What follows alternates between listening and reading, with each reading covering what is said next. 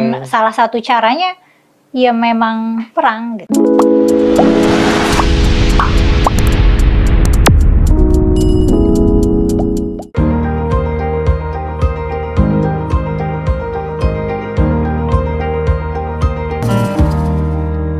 Kali ini saya ingin bertanya pada Anda atau minta pendapat Anda, minta penjelasan Anda tentang Nabi Muhammad atau Islam itself sebagai pemuka agama atau sebuah agama yang kesannya mempromosikan perang. Ya, jadi gini, seringkali dalam perdebatan orang mengatakan bahwa bagaimana mungkin Anda mengatakan Islam itu adalah sebuah agama yang damai? Karena pada faktanya, ya, Nabi Muhammad sendiri adalah panglima perang, berperang berulang kali, bahkan ada sebuah catatan yang mengatakan dia memimpin pasukan Islam itu sampai mungkin 27-28 kali, ya, walaupun perang yang besar itu 7-8 kali. Dan kemudian dia juga membunuh, dia berperang dalam artian fisik, ya, bukan berperang ide, bukan berperang gagasan, tapi berperang secara betul-betul fisik perang, ya. Sehingga orang mengatakan, dan itu ada ayat-ayatnya, kata-katanya, ya. Nanti tolong Anda jelaskan. Ada ayat-ayatnya, artinya itu diakui oleh Al-Quran sendiri, atau bahkan ada perintah dari Tuhan sendiri bagi orang Islam untuk berperang. Nah, ini kemudian seringkali kemudian dibandingkan dengan agama lain. Misalnya saja dengan Kristen, kan. Kristen itu, ya, apakah Tuhan Yesus kalau dalam pandangan orang Kristen, atau bagi kami orang Islam itu kan menganggap ya dia nabi, tapi nabi yang betul-betul datang dari bawah, bukan perang dia. Dia itu adalah seorang, mungkin zaman sekarang lebih ke LSM gitu kali, ya. Bergerak di tengah masyarakat, membangun kesadaran masyarakat, bahkan dia punya prinsip, kalau kamu dipukul pipi kiri, kasih pipi kanan, atau kebalik, ya. Kalau kamu dipukul pipi kanan, kasih pipi kiri. Ini kan jadi kayak beda banget sama Islam. Nah, yang kita ingin bicarakan di sini Islamnya dulu nih. Apa pendapatmu atau penjelasanmu tentang Islam sebagai sebuah agama perang atau Nabi Muhammad sebagai panglima perang ini?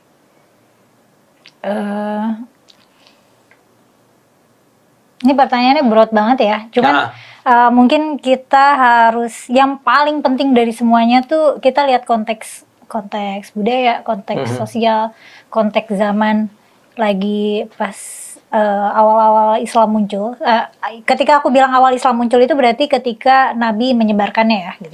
Ya. Itu ketika Nabi Muhammad yang menyebarkannya, kan soalnya nanti ada yang argumen Islam itu udah dari Nabi Adam gitu. Nanti ada yang komentar. Gitu. Kita nggak masuk yang itu. Ya, ketika aku bilang awal Islam itu berarti ketika awal Nabi menyebarkan Islam. Ya. Nah, konteks zamannya beda.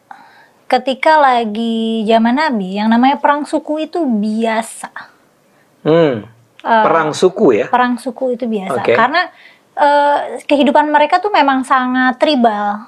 Jadi ketika... Apa itu tribal? Suku, sangat kesuku-sukuan. Kan belum ada negara, belum ada pemimpin negara. Ini abad ke-7 ya kira-kira. Betul, ya? Jadi masyarakat tuh masih hidup berkelompok dalam satu suku.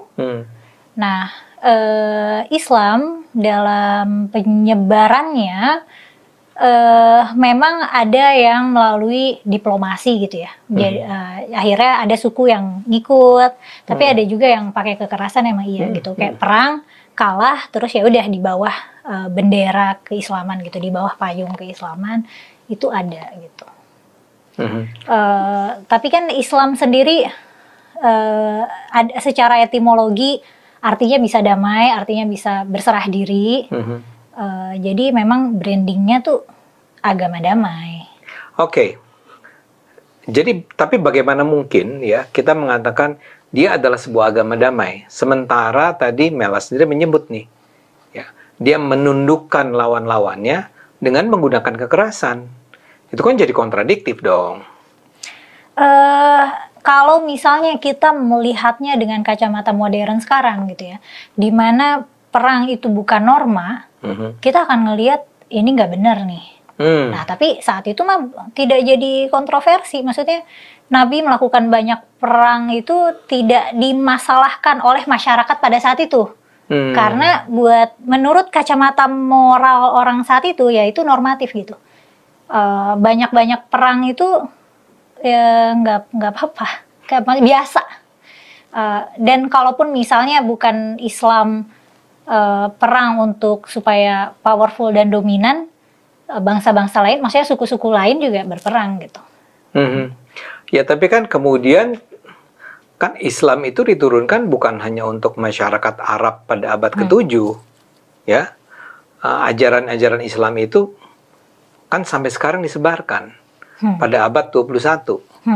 Sementara kita tidak lagi menjadi orang-orang yang percaya bahwa itu adalah sebuah hal yang normal. Perang itu nggak normal. Iya, itu makanya jadinya penyebaran Islam yang versi modern sekarang itu sudah dimodernisasi. Kalau penyebaran Islam zaman Nabi masih ada kebutuhan agresi karena Islam itu kan budaya baru ya, budaya baru. Maksudnya melawan. Apa? Jadi normanya adalah masyarakat itu politeis, punya banyak Tuhan. Aslinya nih ya. Penyembah berhala, ya, native-nya tuh begitu, dan normanya begitu. Nah, Islam itu adalah norma baru.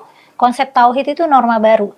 Dan ketika mengenalkan norma baru ke masyarakat yang umumnya tidak memegang konsep itu, wajar kalau terjadi resistensi, wajar kalau terjadi konflik. Nah, karena punya kebutuhan untuk mempertahankan identitas Islam, dan punya kebutuhan untuk meluaskan, ya jadinya konflik itu semacam tidak terhindar ya di situ. Gitu. Oke, taruhlah konflik tidak terhindar. Tapi kita gunakan contoh Yesus, Nabi Isa, ya. Nabi Isa itu memilih untuk ya nggak usah perang lah, kita sebarkan dengan nilai kasih, ya. Orang diharapkan untuk secara perlahan itu akan menerima ajaran-ajaran dari Tuhan dengan cara yang damai, yang halus, yang smooth. Pertanyaan saya begini, kenapa Nabi Muhammad ketika itu, dan sementara Nabi Muhammad ini bukan seorang nobody ya, dia itu somebody di Mekah waktu itu, iya kan? Betul nggak saya? Ya. Kenapa dia tidak menyebarkan itu dengan gagasan aja, dengan ngajak bicara, ngajak dialog gitu ya? Aku tidak tahu secara detail ya gimana konteks sosial di tempat Yesus tumbuh ya di Yerusalem. Maksudnya saat itu tuh apakah mereka dikit-dikit perang. Itu yang ketika Bang Ade bilang Nabi itu perang sampai 27 atau 28 kali. Itu juga dalam waktu yang sangat singkat, mungkin dalam span waktu 20 tahun gitu. Hanya dalam 20 tahun? Iya, jadi tiap tahun perang, ada yang setahun 2 kali gitu. Memang seproduktif itu perangnya karena ya normatif. Nah, aku nggak tahu, bisa jadi Yesus itu bisa bertahan sebagai pasifis karena normanya memang masyarakatnya tidak seagresif di Arab mungkin ya. Ini aku tidak tahu secara detail konteksnya. Oke. Kalau begitu bisa nggak disebut sebagai yang tadi di awal pertanyaannya, Islam itu adalah sebuah agama yang justru mendukung, menyarankan agar umat Islam menggunakan perang? Aku nggak bisa bilang enggak, karena memang aku nggak bisa bilang enggak. Artinya kamu setuju itu? Dalam konteks, karena perintahnya memang ada dan ancamannya memang ada. Maksudnya gimana? Ini Nabi Muhammad kan punya kepentingan untuk menyebarkan Islam. Ancaman Nabi Muhammad dieksekusi itu ada. Ancaman Nabi bahwa Muhammad dia itu diancam. Betul. Ancaman Nabi kan punya misi untuk menyebarluaskan Islam gitu. Dan ancaman itu ada, resistensi masyarakat itu ada. Jadinya mungkin dari ancaman itu Nabi Muhammad jadi punya urgensi untuk memperbesar kekuatan, memperbesar kekayaan, memperbesar wilayah, memperbesar pengaruh karena membawa misi itu gitu. Dan salah satu caranya ya memang perang gitu. Dan saat itu Tuhan, maksudnya saat itu wahyu melegitimasi perang